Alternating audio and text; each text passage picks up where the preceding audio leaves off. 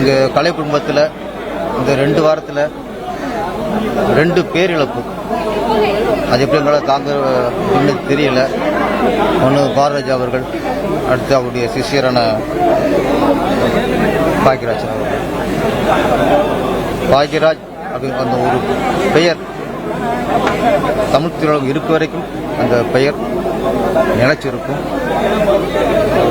நம்ம சும்மா ஒரு வெற்றி பெற்ற இயக்குனர், ஒரு சாதனையாளர் அப்படின்னு சாதாரணமாக கடந்து போக முடியாது.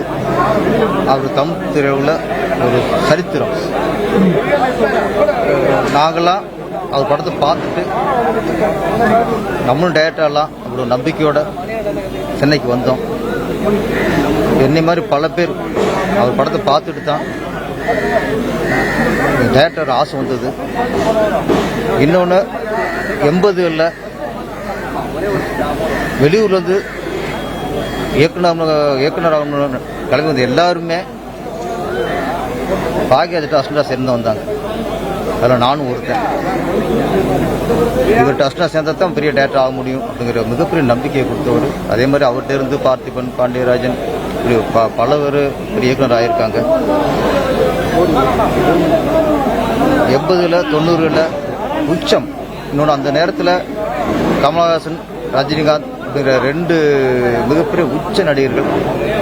அவங்க படத்தை வசூல் கொட்டிக்கிட்டு இருக்கோம். அந்த நேரத்தில் இடையில ஒரு இயக்குனராக அவரே ஹீரோவை நடித்து அவங்கள ஈக்குவல் சொல்லிட்டு அவங்க மேலேயே வசூலை பார்த்தவர். இன்னொன்று தமிழ் திரையுலகிலேயே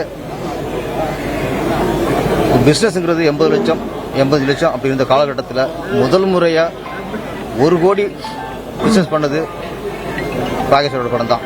அவருடைய தவணை கணக்குகள் வந்து 1 கோடி வசூலை தொட்டது. அதே மாதிரி இந்தியில் நிறைய போய் வெற்றி கொடுத்துருக்காங்க. ஆனால் மிகப்பெரிய வெற்றியை கொடுத்தவர் பாக்கியராஜ் சார். அப்போ சூப்பர் ஸ்டார் இருந்த அமிதாப் பச்சன் உச்சத்தில் இருந்தார். ஆக்ரேஸ் தாங்கிற படம் ஹிந்தியில் மிகப்பெரிய வசூல் அடைஞ்சது. அமிதாப் பச்சன் நடித்து மிகப்பெரிய வெற்றி அடைந்த 10 படங்களில் அந்த ஆக்ரேஸ் தான் ஒன்று. திரைக்கதை மன்னர்பாங்க, திரைக்கதை மேதையம்பாங்க. எல்லா படத்துக்கும் முழு தகுதி உள்ளவர்.